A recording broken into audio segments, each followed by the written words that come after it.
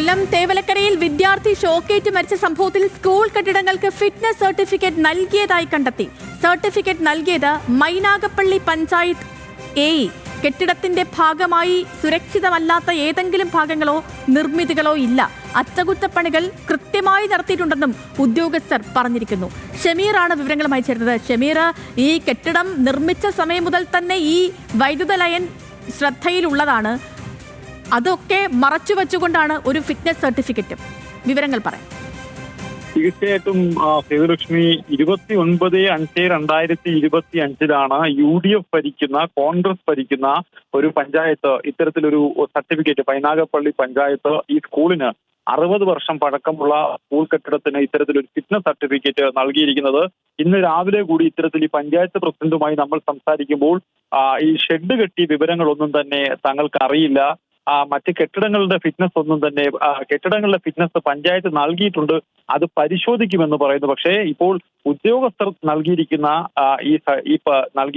ഈ പകർപ്പ്, അതായത് ഇതിന് ഫിറ്റ്നസ് ഉണ്ട് എന്ന് പറഞ്ഞുകൊണ്ട് ഈ ഒരു കെട്ടിടങ്ങൾക്കും പാകപ്പിഴയില്ല, എല്ലാ കെട്ടിടങ്ങളും നല്ല രീതിയിൽ പ്രവർത്തിക്കുന്ന കെട്ടിടങ്ങളാണെന്ന തരത്തിലാണ് ഇത്തരത്തിൽ ഈ ഒരു ഫിറ്റ്നസ് സർട്ടിഫിക്കറ്റ് നൽകിയിരിക്കുന്നത്. നമുക്കറിയാം, ഈ സ്കൂളിന്റെ പ്രധാന കെട്ടിടം മാത്രമാണ് കെ സോമപ്രസാദ് XMB പണിത് നൽകിയിട്ടുള്ളത്. ആ കെട്ടിടം മാത്രമാണ് ഇവിടെ പുതിയ കെട്ടിടമായിട്ടുള്ളത്. ബാക്കിയുള്ള കെട്ടിടം 100 വർഷം പഴക്കമുള്ള ഒരു കെട്ടിടം തൊട്ട് മുമ്പിലുണ്ട്. 68 വർഷം പഴക്കമുള്ള കെട്ടിടം തൊട്ട് പുറകുവശമുണ്ട്. ഇതൊക്കെ തന്നെ ഫിറ്റ്നസ് ഉള്ള കെട്ടിടം എന്നുള്ള വിചിത്രമായ ഒരു സർട്ടിഫിക്കറ്റ്, അതായത് ഒരു ചടങ്ങിന് വേണ്ടി ഇവിടെ വന്ന് പരിശോധിക്കാതെയാണ് ഇത് നൽകിയിരിക്കുന്നത്. എയ്ക്കെതിരെ ഇതിൽ നടപടി ഉണ്ടാകേണ്ടതാണ്. അപ്പൊ പരസ്യമായ ഒരു വീഴ്ച, അതായത് 3 ഡിപ്പാർട്ട്മെന്റുകൾ ഒരുമിച്ചാൽ മാത്രമേ ഇത്തരത്തിൽ ഈ ഒരു സർട്ടിഫിക്കറ്റ് വിദ്യാഭ്യാസ വകുപ്പ് ഈ സ്കൂളിന് നൽകാൻ കഴിയുകയുള്ളൂ. അധ്യാപകർക്കുൾപ്പെടെ അധ്യാപകർ ഇതിനായി അപേക്ഷിച്ചിരിക്കുന്നത് സ്കൂളിലെ HM ആണ്. ഇത്തരത്തിൽ ഈ ഫിറ്റ്നസ് സർട്ടിഫിക്കറ്റ് അപേക്ഷിച്ചിരിക്കുന്നത് HM-നാണ് ഇത്തരത്തിലൊരു സർട്ടിഫിക്കറ്റ്.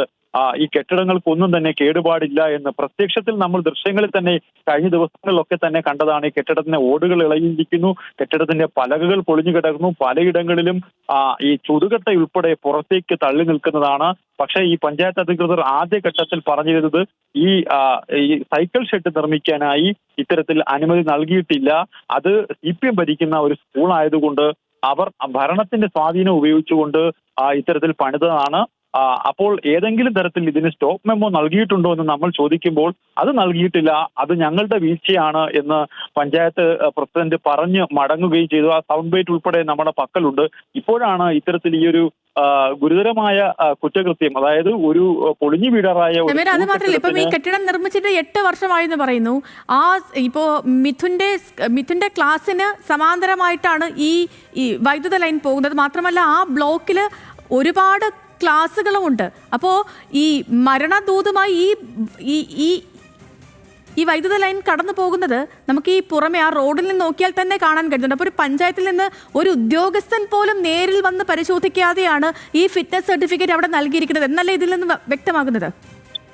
തീർച്ചയായിട്ടും അത്തരത്തിൽ തന്നെയാണ് ഈ സർട്ടിഫിക്കറ്റ് നൽകിയിരിക്കുന്നത്. ഇതിൽ പ്രധാന കുറ്റവാളികൾ പഞ്ചായത്ത് എന്ന് പറയുമ്പോൾ പോലും ഇത് ഉപജില്ലാ വിദ്യാഭ്യാസ വകുപ്പ് ഉദ്യോഗസ്ഥൻ എത്തി ഇത് സ്ഥിരീകരിക്കേണ്ടതുണ്ട്. അതായത് ഏതെങ്കിലും സാഹചര്യത്തിൽ ഈ റിപ്പോർട്ടിൽ വ്യതിചലിക്കുന്ന രീതിയിൽ സ്കൂളിൽ പ്രവർത്തനം നടന്നിട്ടുണ്ടോ, അല്ലെങ്കിൽ മറ്റെന്തെങ്കിലും അപകടകരമായ രീതിയിൽ സ്കൂളിൽ നിർമ്മാണ പ്രവർത്തനം നടന്നിട്ടുണ്ടോ തുടങ്ങിയ കാര്യങ്ങളൊക്കെ ഉപജില്ലാ വിദ്യാഭ്യാസ ഓഫീസർ കൂടി നേരിട്ടെത്തി വിലയിരുത്തേണ്ടതാണ്. പക്ഷേ അദ്ദേഹവും ഇതിന് സൈൻ ചെയ്ത് നൽകിയിരിക്കുകയാണ്. ഈ സ്കൂൾ ഫിറ്റ്നസ് ഉള്ളതാണെന്ന് സൈൻ ചെയ്ത് നൽകി. അങ്ങനെ സർവത്ര ഡിപ്പാർട്ട്മെന്റുകളുടെയും സർവത്ര സംവിധാനങ്ങളുടെയും കൊടിയ അനാസ്ഥയാണ് ഈ മിഥുന്റെ മരണത്തിലേക്ക് എത്തിച്ചതെന്ന് നിസ്സംശയം നമുക്ക് ഈ അവസരത്തിൽ പറയാം.